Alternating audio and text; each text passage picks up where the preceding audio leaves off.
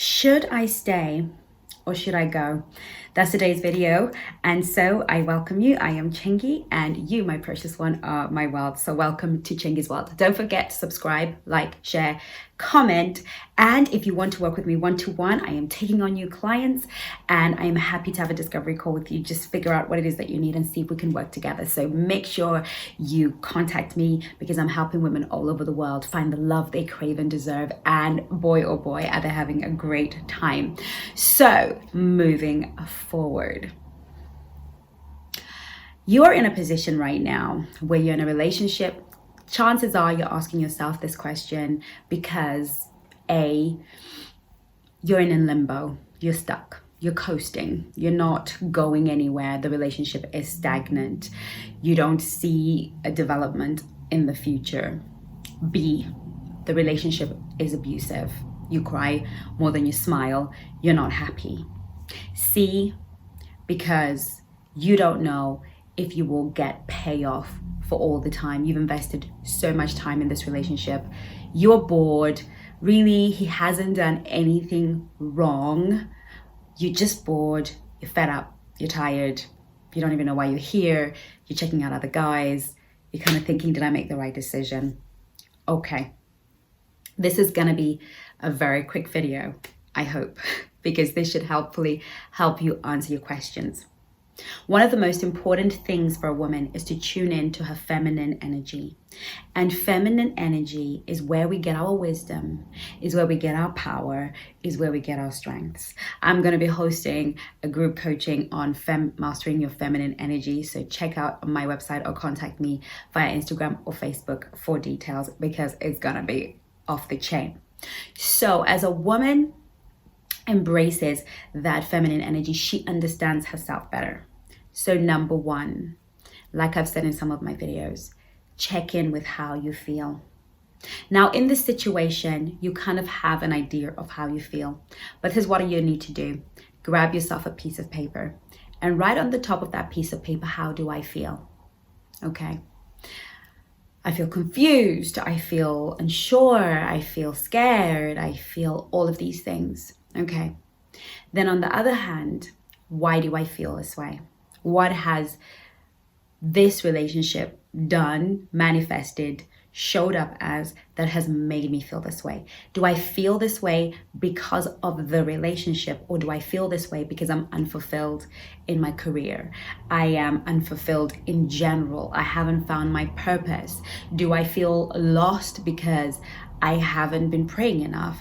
How do I feel? Do I feel the things that I feel because of the relationship, or are these things that are separate? Because sometimes when our lives are not in order and an area of our lives is not in check, what we do is we try and go to another area to see if we can get the same mileage out of that area of our lives that is missing on the other. So it's a bit like our senses. When you lose your vision, your hearing gets so much better because we're programmed biologically, psychologically to go where the other strengths are working and sort of sharpen them. So sometimes we can do that in a self-destructive way. So for instance, things are not going well at work. All of a sudden at home, he's just a bit more annoying than he was before. Is he really doing anything different he wasn't doing before? Is he?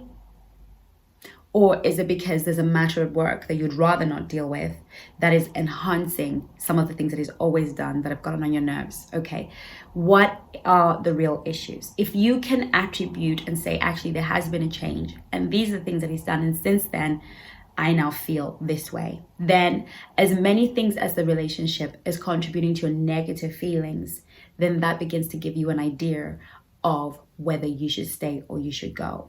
If this relationship has become so toxic, so boring, so stagnant, that it is now creating this feeling, and this feeling is creating in you a personality or a way of coping when you are dealing with yourself and you look in the mirror and think, I don't like the woman I'm becoming because of the way I'm feeling.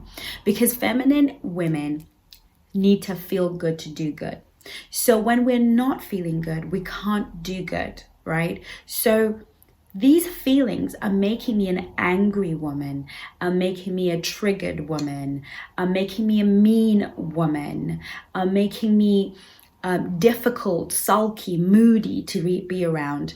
So therefore, I don't want to feel this way and I don't want to become this woman. Because do that long enough, feel that way long enough, and let those characteristics develop in you long enough, that is who you will become.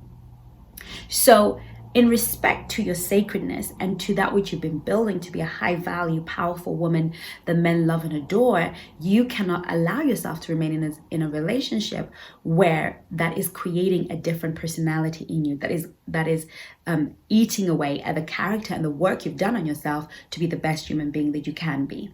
So then you are in a position where you know that you should leave that relationship, because losing yourself is the greatest loss you will ever have in your life.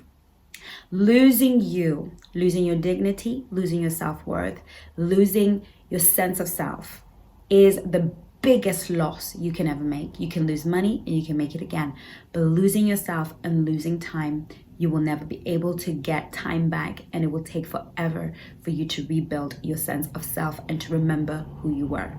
Okay, so that is a clue.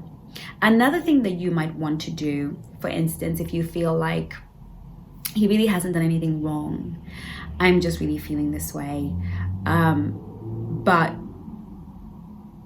that too is okay, because if there's no compatibility, if you know that he is being the best man that he can be, but it is not meeting that inner core need that you have, then it means that you were never clear about your core needs in the beginning, and you were settling in the beginning. And the best thing you can do in that relationship, not necessarily just for you, but for him, is to release him to go out and find somebody who will meet that need that he has, and who will honor the fact that he doesn't do anything wrong and is a great guy. But really, at the end of the day, you are not being served, because that is not your purpose mate. That is not your soulmate. That is a great guy who you happened to happen upon, who is amazing, but it doesn't fire you up or contribute to your sense of purpose, okay?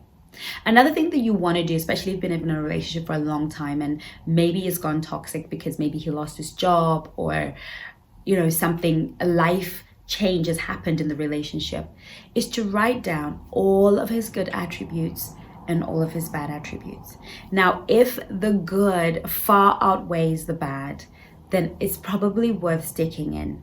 If 52% of your needs are being met, 52%, not the whole lot, 52% of your core needs are being met, then I would probably stay. I would probably stay and look at all the other areas of your life that could use your energy to fix.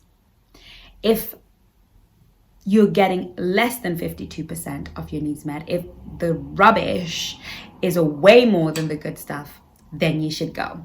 I certainly hope this video was really helpful. If you've got any questions, make sure you leave them in the comments section. If you would like help getting over a breakup, then I'd love to talk to you through my breakup clinic, where I help ladies and women work out these sort of issues and migrate through a heartbreak.